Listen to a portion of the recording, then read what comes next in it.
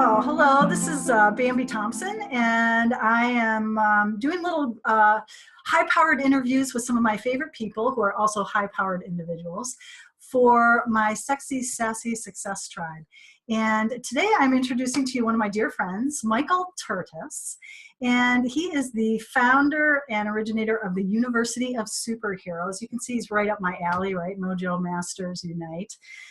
He's a coach, a speaker, and a mentor to mission-driven entrepreneurs all over the world. And he is an awesome activator of success in people. And the reason I'm having him is because his wheelhouse is different than mine. And his ability to pull out someone's superpower, their innate gifts, is really, really awesome. And he's mentored me, I've mentored him, and I just recognize I want to share him with my tribe because I think he's a great resource, and I think that he's somebody that we can learn a lot from. So, Michael, can you tell us about your really incredible brand, the University of Superheroes? Sure. So first of all, for your tribe, I just want to say, Bambi is one of my favorite people. We've Thank you. known each other for about 5 years now, and I don't know what to say. She's just amazing, and you guys are lucky to have her in your life. And I am delighted to be here to sort of connect what I'm doing with what Bambi's doing, and to you guys, you people in Bambi's tribe. Thank So yeah. So the University of Superheroes. I've been thinking about, how do I want to say this today, and how do I want to talk to Bambi about this? So the University of Superheroes is my stand, and my stand is that we've heard a million times that everybody's unique. You've heard it a million times, and in our culture, what's happened with uniqueness is it's become a marketing tool. And so it's like, you're unique, so drive the same car as everybody else. You're unique, wear the same jeans. You're unique, buy an iPad, buy an iPhone, That's so true. Yeah, and so I'm taking back this concept of uniqueness, and so I don't mean it as a platitude. I mean you are unique as a mathematical fact and a spiritual truth. And it is that uniqueness, that singularity that you are, that makes all the difference. And when I say all the difference, I mean when you really come into contact and own how you are specifically different in a marvelous way than everybody else, it shifts the way you act in the world. So my way through that is, my way into that is through superpowers. And so what I do is I help you identify your unique abilities. So I call them superpowers. Some people call them your genius. Some people call them your brilliance. Some people call them your gifts or your talents or your strengths. I call them superpowers because for me, they're beyond all the things I just said. They're actually these things that you do. I'm going to give you the definition of superpower, that you do easily and effortlessly, like you're not even trying, that to everybody else is a miracle, and people are mystified by you when you do that. Right. Those are your superpowers. Right. And it's so interesting because what we tend to do is downplay those, like, oh, that has no value because it's so effortless for me. Right. One value it. And it's like, for me, when I talk about, the quantum field, the law of attraction, how do you work with that with brain science? It's just natural to me. And I think like, oh, well, everybody knows that. So right. I don't, that doesn't have value or whatever. And it's like, no, actually the things that you do the best, are really impactful. So with this, go ahead. I was gonna say that the one of the main mantras of my work is to find miraculous what you've taken for granted or even dismissed about yourself. And so Mm, again and again and again, I have clients love that. who say something like, you guys can't do that? Like this thing you just told me I do that's amazing, like you guys can't do it? And everyone's like, oh my God, we have no idea how you do that. And they're like, oh, and there's all the light bulbs go off and they're like, oh, I've completely dismissed this or withdrawn it or even been ashamed of this way of being. Right. And the shift is to find these ways of being, these gifts, these superpowers you have, find the miraculous. And what that does is, it gives you a level of confidence in who you are that really shifts the way you operate in the world. Well, it really does. In that, witnessing other people in the room, witnessing your epiphany, like, oh, you value that about me? It's so true, because so many women that I work with feel they don't have anything special to offer. And we think that because exactly what you said, it's that thing that comes so easily to us that we dismiss it. And what a beautiful gift that you have to be able to make someone appreciate that about themselves and amplify their confidence through that awareness, and that's really a huge, huge thing. So you have this University of Superheroes. Like, what is your vision with that? What do you want to do with that? So my vision, and it's big. The vision's huge. So hold on to your seat. Okay, all right, strap in, ladies and gentlemen. Yeah, strap in. Is I envision what I call the superpower-driven economy. Uh-huh. So right now we live I love that. Yeah, don't you love that? So we live in an economy now where I call it, most people get paid to be mediocre. Yep. So our how do I say this? Is our financial system pays people to work full time, not in your genius zone, not in your magic zone, not in your superpowers. So people are getting paid to stay mediocre. Like, you get a paycheck to do something that isn't your brilliance. Right. And so, I worked in corporate America for a decade as a web strategist and business analyst. And, I'm a smart guy. I was good at it, but as far as like what are my superpowers? Being a web analyst is like way down here, Right. and being a coach and a mentor and a speaker is like, it's not even on. It's above the chart. Yeah.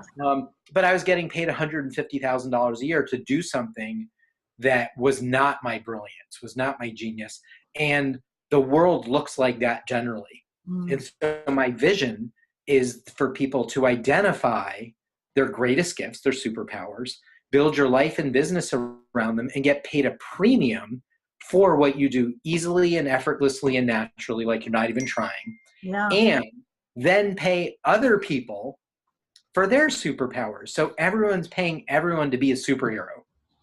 And of course, the goal is to then have your superpowers aligned with your deepest values for the service you're here to bring to the world. Yeah. So that's my vision. I want to completely transform the global economy. Well, and not only would it do that, it also would transform the planet, because if people are living in the frequency of their greatest joy and their bliss, everything that I talk about is energy. That energy field of the person who wakes up in the morning freaking stoked to go to work or be their creative self and be in service, versus waking up in the morning with dread and that contraction and that sickness in their body, because it's like, oh God, I'm so out of attunement with what I'm doing, 8 hours every day of my freaking life. Right. That's transforming, that's transforming the planet. That's a huge gift. And I love the way you're talking about it. And it really had, already in this short conversation, you're shifting my awareness for the value of this for my tribe, because these women are already successful or wanting to be more successful, and certainly sexiness and sassiness comes from being in your superpower, right? The way my business has worked is, it turns out most of my clients are women. I have no more to say about that than that. And when a woman identifies something that they've taken for granted or they've dismissed as something magical and powerful, like the physical shift in this system. Like for example, I was working with a young woman who, just huge energy, and a lot of her life has been, people have been like, hey, you're too much, like, lock it down. And we identified that one of her superpowers is that she is God's jumper cables. And being in relationship with her is, when you're in relationship with her, she connects that energy that you have with the divine, and it just lights you up. It lights everything up. And when she owned that, and she's like, I'm God's jumper cables, it just totally shifted the paradigm. I'm watching her now. She, that was a couple months ago. She's doing her first event now. It oversold. Man.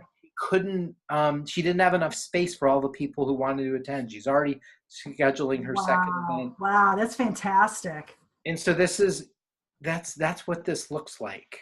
Yeah, that's such a reframe from something that you're embarrassed about and feeling shameful and uptight about. How are people affecting to me? I don't want to be too enthusiastic, to, oh, wow, this is like something that people are attracted to and desire. And how awesome is that? Oh my God, what a huge, and it's what lights you up. It's why you're here. Yeah.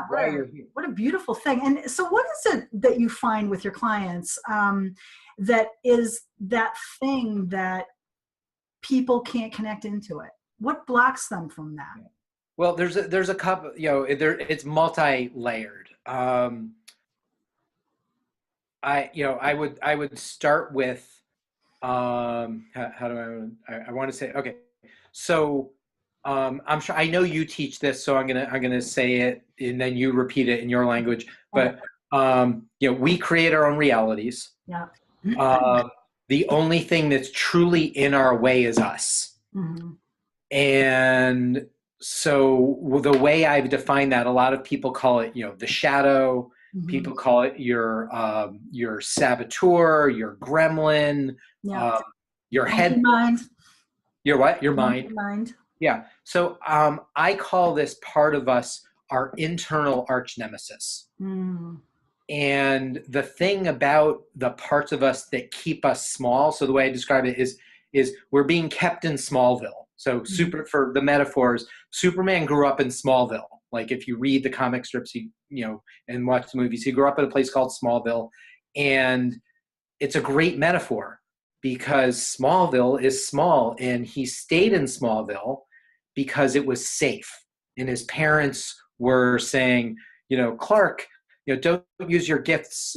They're dangerous. You'll hurt people. You'll be a target.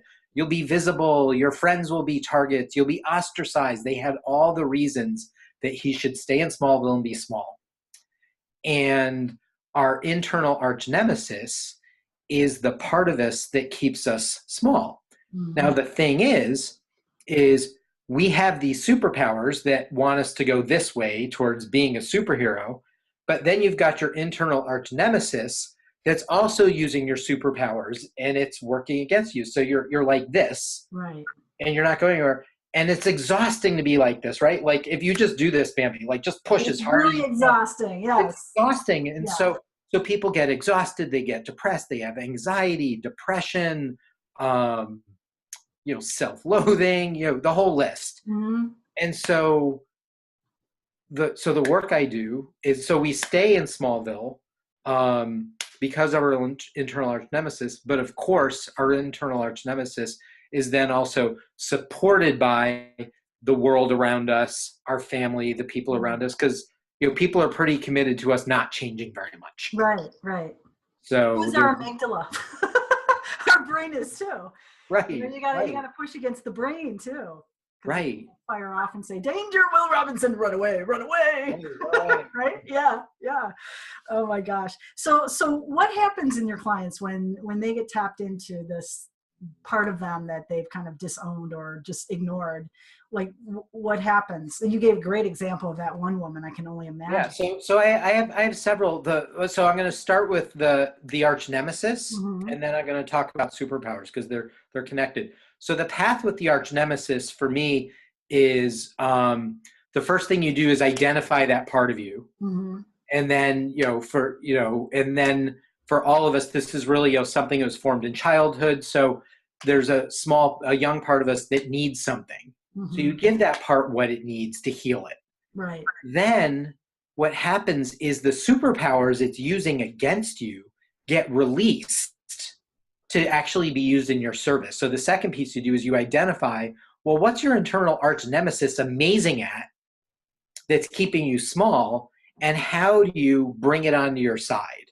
So for instance, a lot of us, our arch nemesis is super critical.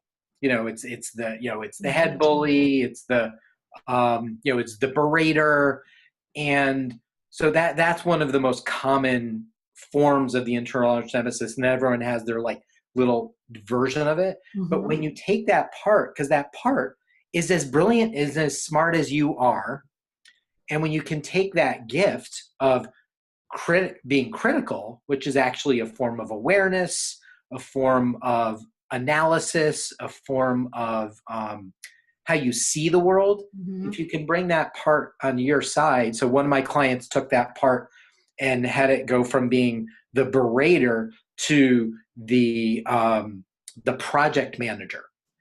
So she has a meeting with that part of her and says, okay, what do we see that's in the way? What are all the problems that we see? And listing all the problems and going, okay, now we have a list of what can possibly go wrong. Like, and then you can project manage. And some of you go, well, okay, that's not real. That's not real. That's not real. But here's a real possibility. Yeah. That's one part of the work. But then with superpowers,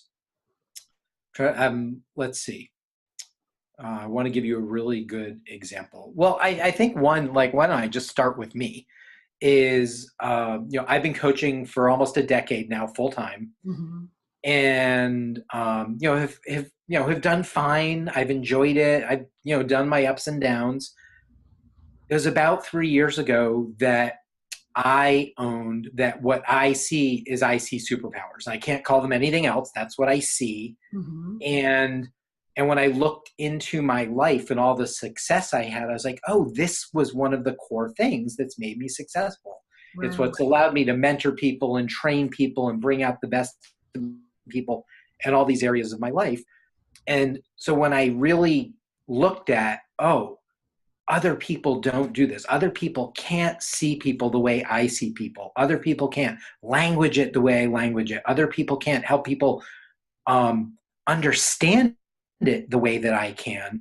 I built my whole business around it. I mean, we're having a conversation. And from then, I've actually reverse engineered everything I did unconsciously and naturally. And I've built a curriculum. I've built a series of models. I've built a university. Yeah. And so that all came from owning something that I barely even knew I did. Like, I had no consciousness of it, except that I knew something worked when I did something, which is enough.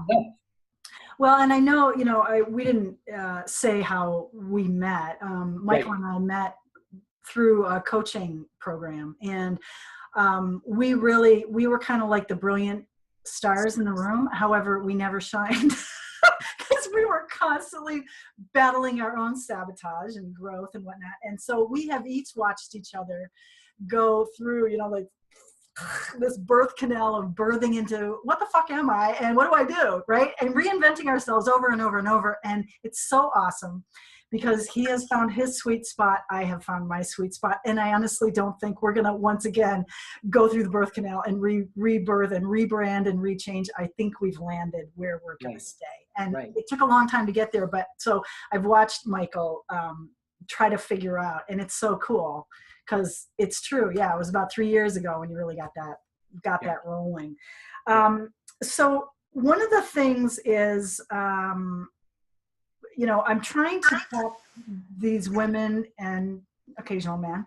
Yeah. Sexy, sassy success obviously attracts women. I don't know. Would you sign up for a sexy? I know you're about to ask a question, but I want to give one more example that we're really your tribe. So I had a client who had their own business and was one of those people who everyone would say, you're amazing, you're great, I love you.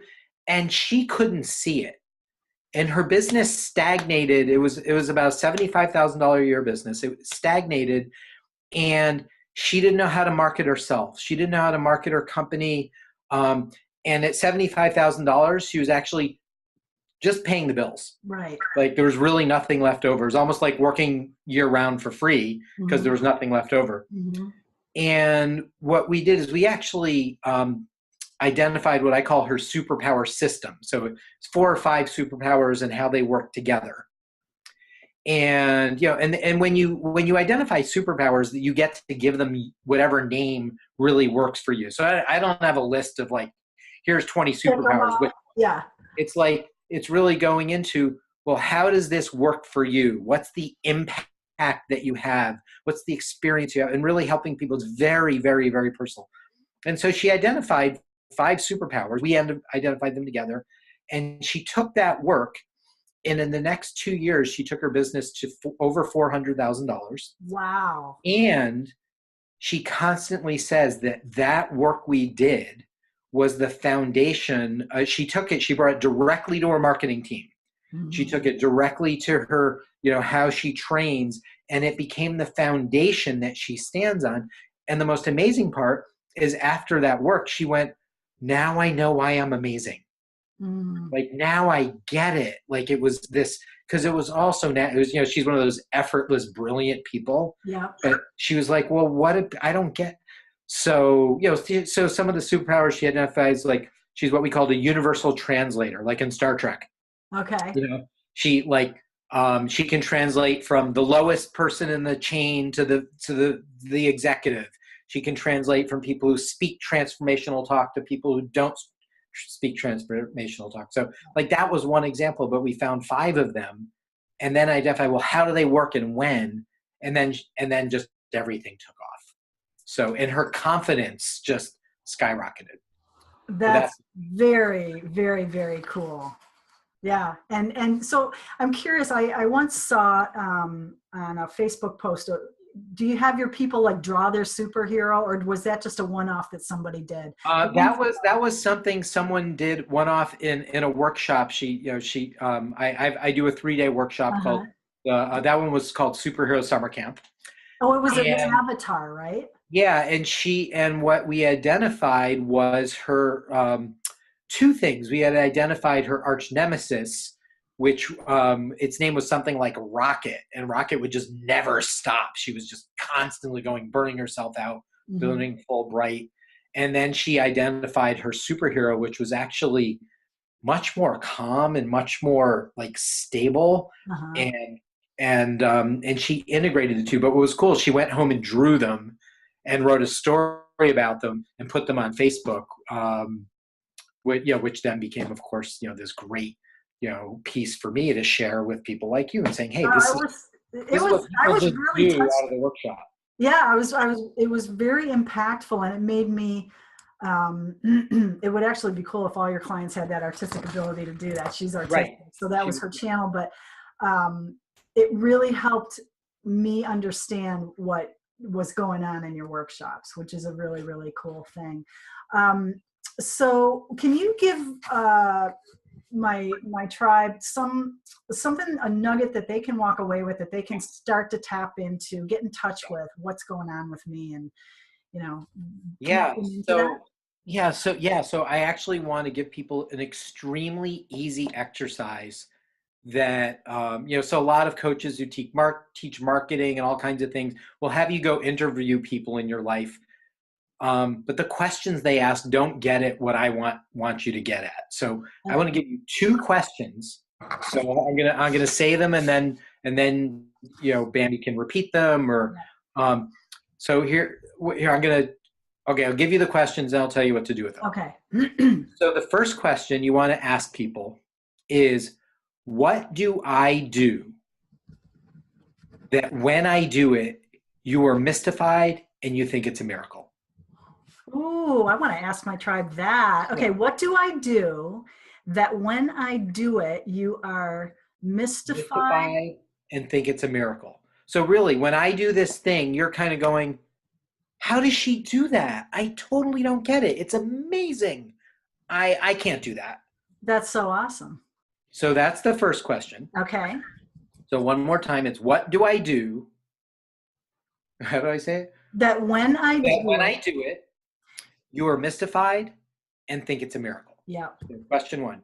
Question two, it's similar, but it's another way to get at it, which is what happens when I'm present that doesn't happen when I'm not there? Mm. So it's sort of like when I enter the room or when I become a part of the equation, what happens that doesn't happen when I'm not there?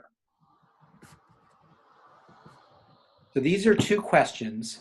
I leave it at two questions because they both get at something very similar. And every time I have clients go ask these questions, it completely shifts the way they see themselves, and it starts to lead you to your superpowers. It's like the first step. That's awesome. The first step in identifying superpowers is knowing the impact they have. So both of these have to do with what's my impact. All right. So what happens when I'm present that doesn't happen when I'm not there? What you said something after that. Well, I'll just say again, what happens when I'm present that doesn't happen when I'm not there? And I would add that has a positive influence. Okay. So for some of us, for example, we have a presence that actually makes a difference. So it's very likely that people in your tribe have read with the Twilight series. And in the Twilight series, there was one of the vampires who his presence was actually like a mood. He was like Valium. He was like walking Valium. So he didn't have to do anything. All he had to do was walk in the room and be him, and everyone would calm down. Right. Like, it's important to know that your presence has an impact. This is one of that I actually do an exercise in my workshops where you stand in front of the room and you don't do anything. You stand there for a minute, and then everybody gives you feedback. And what they say is, in your presence, I experience, and they say something. Oh, that's so cool. It's one of the most, people sob, they cry, they have massive breakthroughs. Because what happens is we all think we need to do something. And it turns out our presence in and of itself has a superpower in it. And with a group of people who've never met each other, when we do that exercise, it's one of the first things we do. People hear things about themselves that they've been hearing their whole lives, but they dismiss it because they're like, well, I don't get it. I'm just standing there.